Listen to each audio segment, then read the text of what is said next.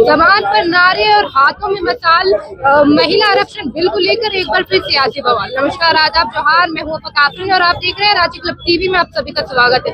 अब इस वक्त हमारी मौजूदगी है राजधानी रांची के अल्बर्ट एक्का चौक पर, जहां बीजेपी की महिला मोर्चा द्वारा जबरदस्त विरोध प्रदर्शन किया जा रहा है। और इस वक्त हमारे साथ जुड़ी है बीजेपी कार्यकर्ता शोभा यादव जी। आपसे जानना चाहेंगे, ये तो विरोध प्रदर्शन किया जा रहा है, बीते दिन कांग्रेस के द्वारा भी बीजेपी के खिलाफ विरोध प्रदर्शन किया गया, तो ये लगातार विरोध प्रदर्शन जारी है, लेकिन इसका समाधान नहीं निकल पा रहा। हम लोग अपने हक की मांग कर रहे हैं। 33 आरक्षण के जो हमारे माननीय प्रधानमंत्री 24 साल से अटका हुआ मामला को सदन में लाया, तो उस बिल के विरोध में इन लोगों ने किया। तो हम लोग एक इनका चरित्र को दिखाना चाहते हैं लोगों के बीच में कि ये देखिए कि किस तरह चरित्र है, महिला विरोधी सरकार है।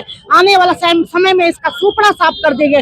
जब वोट लेना होगा तो महिलाओं को वोट लेंगे, और जब उनके हक और भागीदारी की बात होगी तब उसका विरोध करते हैं। तो ऐसी सरकार और ऐसे विपक्षी दलों का जब इलेक्शन में जाए, इनका सुपड़ा साफ करते हैं। कांग्रेस का कहना है कि एक बार 2023 में जब ऑलरेडी ये बिल ला दिया गया, तो उसके बाद अब फिर चुनाव के बीच ये इसके बात उठाना क्यों जरूरी है? फिर हम आरक्षण की बात करें तो आप बिल पास होने देते ना, उसके बाद आप देखते कि हर 3 में 1 महिला विधायक और लोकसभा में महिला और सांसद होंगी, तो उसमें तकलीफ क्या है? आप उनकी वोट को तो लेते हैं, उसके बाद आप देखते कि भाई इसमें क्या विरोध है, क्या गलत हो रहा है। आप पहले ही बिल पास नहीं होने दे रहे, इसका मतलब महिलाओं का विरोध में। कांग्रेस ये भी कह रही है कि जनता को ठगने का काम किया जा रहा है, लगातार भ्रमित किया जा रहा है, और डीलिमिटेशन जैसी बातें सामने आई। उसको 24 साल से ये मामला अटका हुआ था। आज से उस समय कांग्रेस की सरकार थी, तो आपने क्यों नहीं महिलाओं के पक्ष में ये बिल को पास कर दिया? आप ही क्रेडिट ले लेते। और अभी जो बहाना आप कर रहे, ठगने का काम कर रहे हैं, एक तरह से ये कह सकते बहाना कर रहे हैं। और ये जानते हैं कि महिलाएं जब 3 में 1 होंगी तो हमारा जो राजनीतिक जो स्थल है, मेरा राजनीतिक जो है सब सुपड़ा साफ हो जाएगा।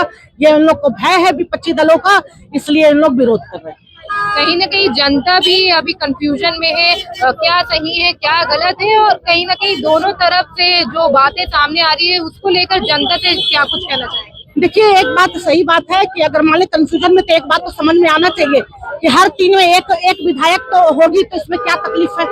हर लोकसभा में अगर सांसद में महिलाएं नीति निर्धारण करेंगी, कानून बनाएंगी, उसमें क्या तकलीफ है? ये तो आरक्षण लागू हो जाना देना चाहिए, उसके बाद बात करना चाहिए आगे। लेकिन इन्होंने बिल ही सदन में पास नहीं होने दिया, ये बहुत दुखद है और महिला विरोधी।